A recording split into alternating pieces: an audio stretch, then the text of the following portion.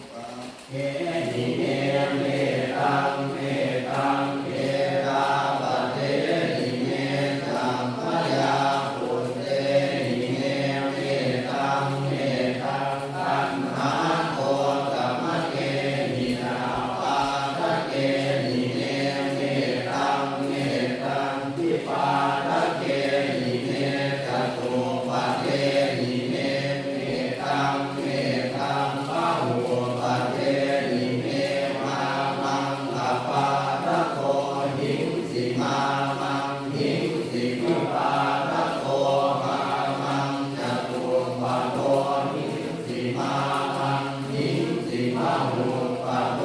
สัพเพสัตตาสัพเพปานาสัพเพพุทธาจะเกวลาสัพเพปัสสะลานิปัสสันตุมาจินติปาปะมาภะมาอัปปะมาโนพุทโธอัปปะมาโนธัมโมอัปปะมาโนสังโฆปะมา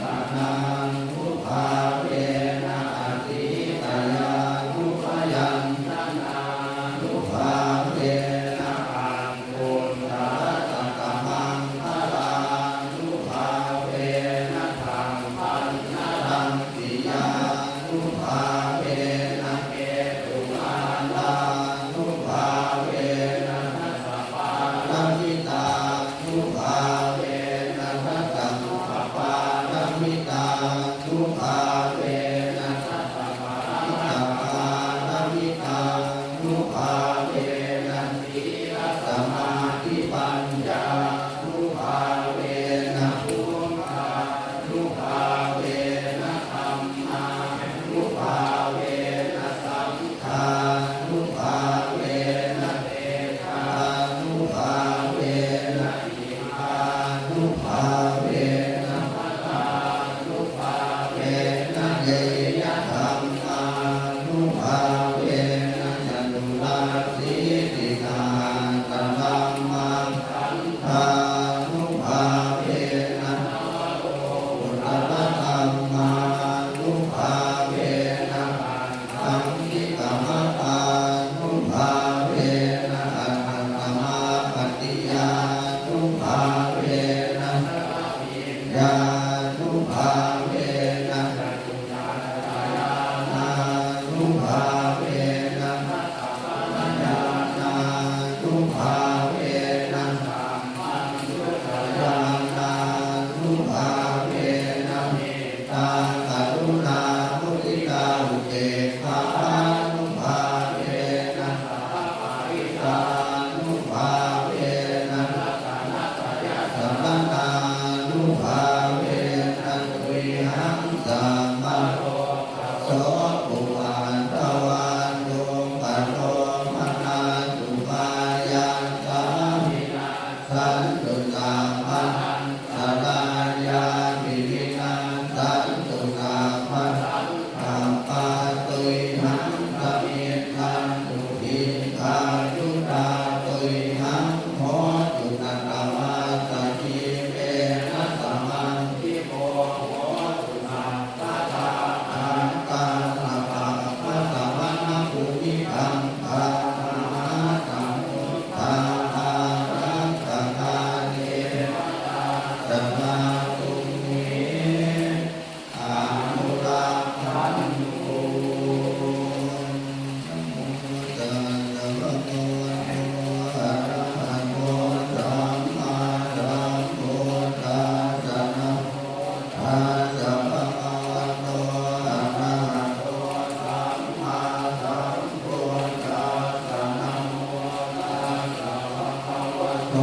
อะระหะโตสัมมาสัมพุทธัสสะอิมังธัมมาอุตตรธัมมาอัปปยากตาธัมมาสุขายเว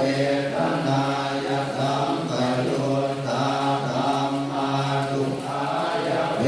ทนายสัมปยุตตาธัมมาอทุกขมสุขายเวทนายสัมปยุตตาธัมมาวิปากาธัมมาวิปากาธัมมาธัมมาเนววิปากานะวิปากาธัมมาธัมมาอุปาทินุปาทานิยาธัมมาอนุปาทินุปาทานิยาธัมมาอนุปาทินานุปาทานิยาธัมมาสังกิเลสสังกิเลสิกาธัมมาอสังกิเลสสังกิเลสิกาธัมมาอสังกิเลสสังกิเลสิกาธัมมาสวิตังสวิจาราธัมมาอวิตังวิจารมัตตาธัมมาอวิตั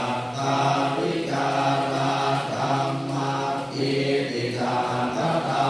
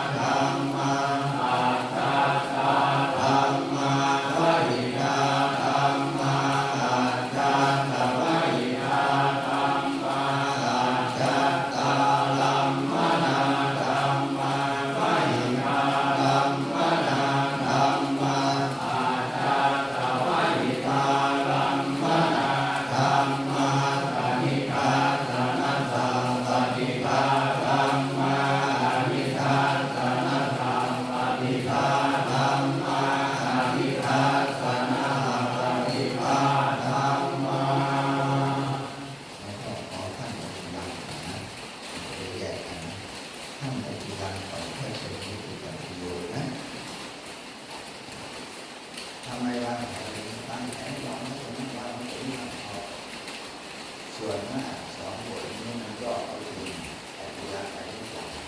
มันมีฝ่ายที่ใช้รูปธรรมมันน้อยมากก็เลยต้องแยกถ้าเราไม่แยกเราจะประกอบกันอยู่เวลาไปใช้มันฝังหัวเข้าไปผมพอเคยเจอก่อนเมื่อก่อนที่ว่าเราเนี่ยคือซ้อมต่อเลยอันนี้ยากับกีฬาต่อเวลาไปปฏิบัติงานจริงๆเอากีฬาไปเสียไปแล้วน้องต่อมีมาแล้วมาได้มีมาแล้วแล้วก็หลายครั้งหลายคราวทีนี้มันฝังเข้าไปแล้วมันถอนกลับมายากมันไม่เหมือนของหลวงพ่อก็เลยแยกเป็นหน้าที่นังยังกายโยมาสมินาทิเจนติโยโทอาเกตังวิญญาโนนิรัตถังวัตติตังอันติลังวัตยังกายโยมาสมินาทิเจนติโยโทอาเกตังวิญญาโนนิรัตถังวัตติตังอันติลังวัตยังกายโยมาสมินาทิเจนติโยโทอาเก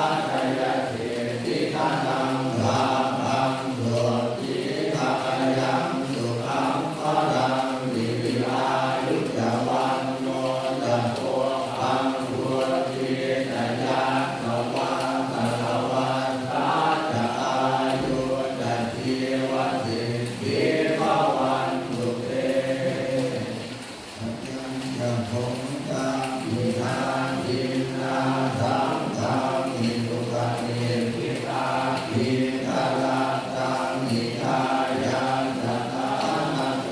มุขตังปฏิโสยานิธรรมโมยายังนิทาติโตเท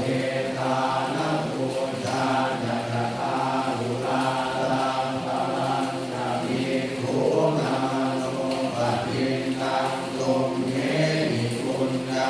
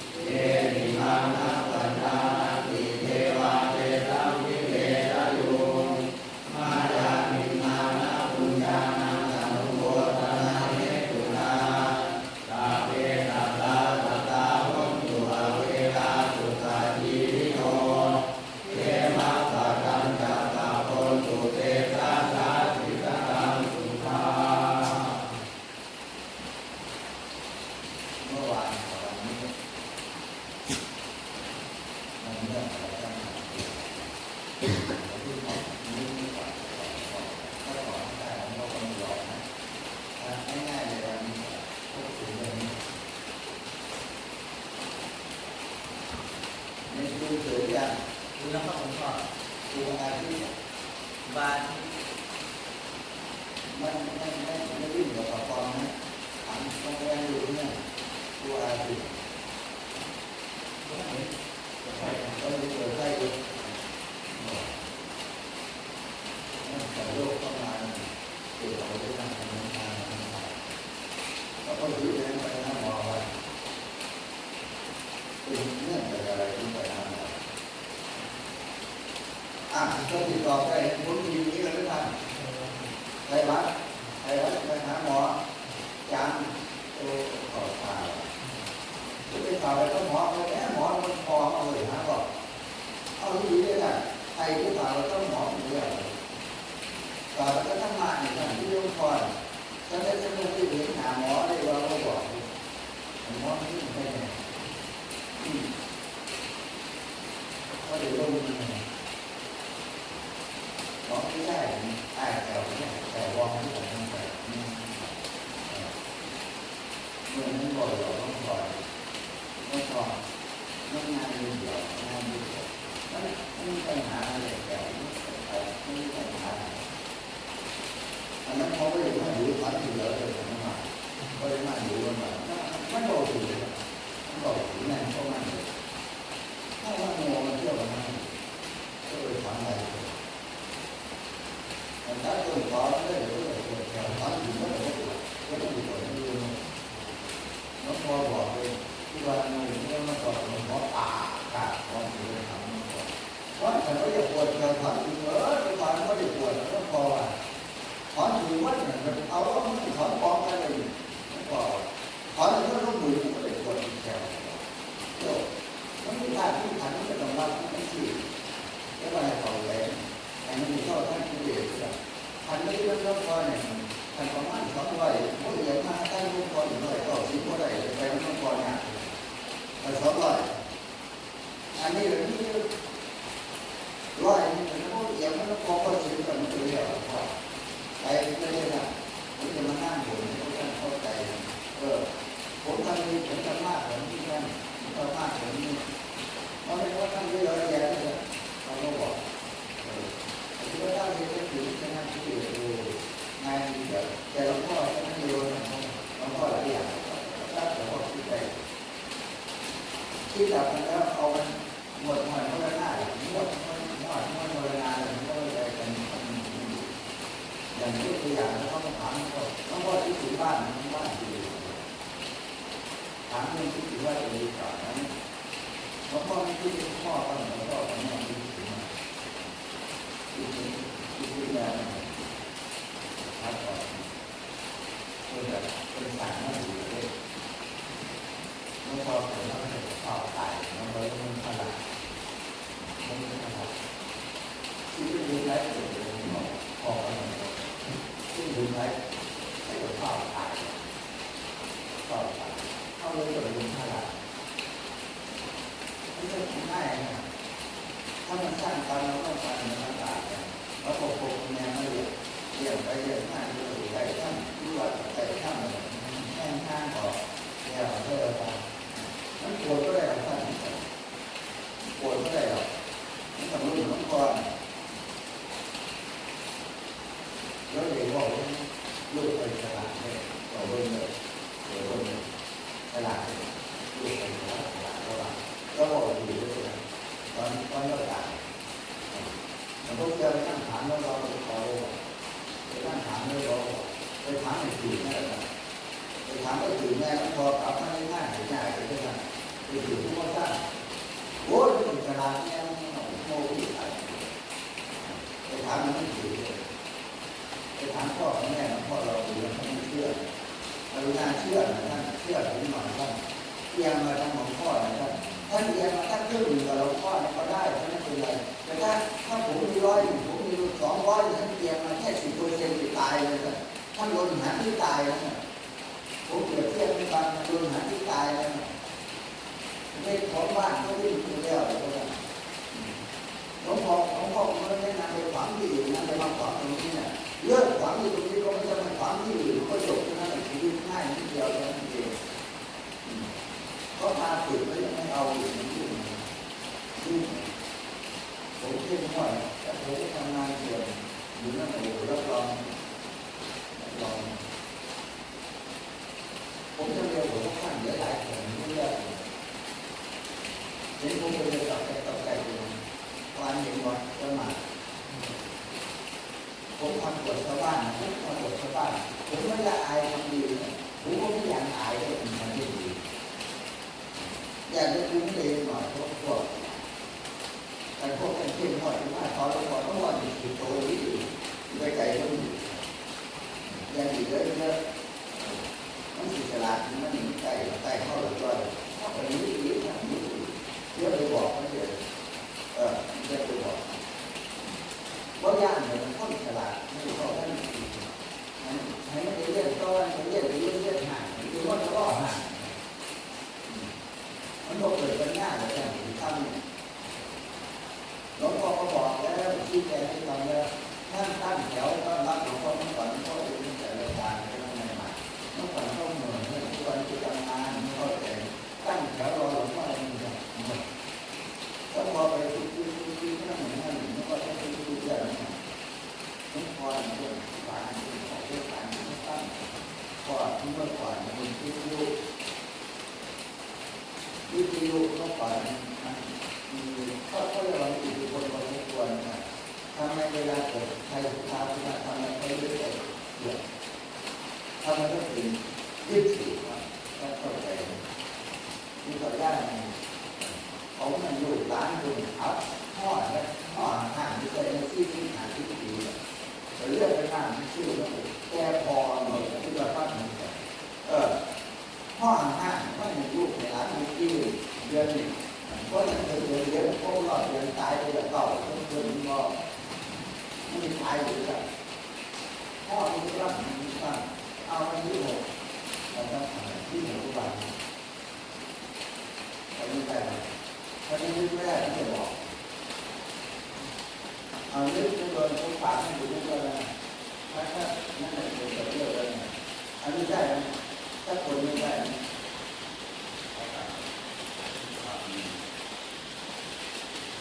เมื่อวานที่พาทีมันจุดเด็ดที่สภาจุดเด็ดที่สภาต้องพาทำอยู่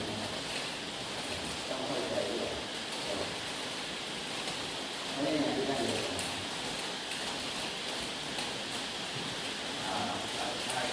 ไม่ใช่ดูนะที่ยาพาไปดูต่อขึ้นวันตอนที่ที่พาไปดูที่ยาพาไปดูได้ไหมวันป่าเป็นตายทั้งวันวันก็เป็นตายวันนี้วันเกิดของพระพุทธเจ้าวันนี้ของพระพุทธเจ้าป่าโลกไม่ใช่ป่าธรรมดาป่าก็ที่แหลกโดยที่ขาดที่การโอ้ยแย่เลยบ้าเลยวันนี้วันเกิดของหลวงพ่อพุทธเจ้าหลวงพ่อพยาเมื่อวานนี้ป่าเป็นตายที่ดีป่าเป็นไม่ดีป่าเป็นตายดีทุกรอบเป็นอะไรแน่นอนไหมผมแปลมาเพื่อจะได้ท่านถามอะไรผมตอบได้แต่เวลาผมถามท่านตอบไม่ได้เชื่อหรือยัง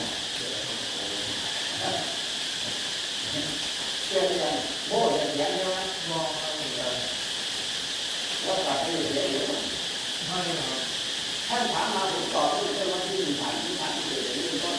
แต่ผมถามกับไปย้อนในวันเดียวนี่ท่านทำท่านตอบไม่ได้แล้วไม่ใช่คนเดียวเลยนะไม่ใช่คนเดียวแค่ถามด้วยนะใช่ไหมผมถามไม่ตอบตรงนะผมไม่ตอบตรงนะท่านรู้ได้บ้างเรียบร้อยไปถามแต่วันนี้แต่วันนี้เด็กเนี่ยยังใช้ดีเราอยู่ที่บอกไม่ขึ้นเดือนแล้วใครทำอะไรที่ถามมันหน้าเดือนหน้าแต่คุณพวกตาย ถ้าพูดถึงนั่นที่สำคัญแต่ไม่ได้นี้แต่ที่ว่าที่สามห้าผู้คนไทยที่สามห้าที่สุนาถ้าจุดเด่นที่สุนาวันเกิดหลวงพ่อตาจุดเด่นที่สุนาเอาไม่พอเยอะขยายต่ออย่างนี้ท่านเข้าใจก่อนที่หลวงพ่อพูดมาว่าอันนี้คือเราใจก่อนที่หลวงพ่อพูดตามเขาพูดมาแล้วมันไม่สำเร็จเลยอย่างที่หลวงพ่อพูดหลวงพ่อไม่ติดในโลกนั้นหลวงพ่อไม่ติดนะเพราะผมไม่ได้เอาที่ผมก็คัดที่สุดแล้วผมพูดว่าเขาจะมาถ้าเกิดเขามาผมไม่ติดในโลกนั้นที่เราหลวงพ่อถึงจะว่าไม่แน่นอนแต่โยกไม่จะตั้งคนที่เขาปวดแน่เขาเสียต่อแล้วก็ต้องเลือกผู้ติดตามในตอนนั้นถ้าบวช5 เดือนไม่ได้เป็นบวชนานก็ไปเป็นผู้ติดแต่ถ้ามีกระดูกกระใจก็เหมือนต้องดูนะเมื่อวานที่จ่ายไป13,000ค่าไฟเลยถ้าเราไม่ได้13,000วันที่นี้ก็ได้เป็นหน้าท่าได้ปั่นน้ำก็เสียเงินเลยเสียแล้วท่านแม่เราไม่เลยดูพ่อก็เลยขอต้องมีอะไรผมจะลำบากให้เพื่อค่าไฟเหมือนกับ2 บาทอันนี้ไม่น่าพูดใจเดี๋ยวที่อ้วนนะเดี๋ยวที่อ้วนที่เดี๋ยวเขาพูดกับโอนโอ้โหชื่อที่โรงพยาบาลมันบริจาคค่าไฟ20 บาทสาธุเลยสาธุวัดกันสาธุ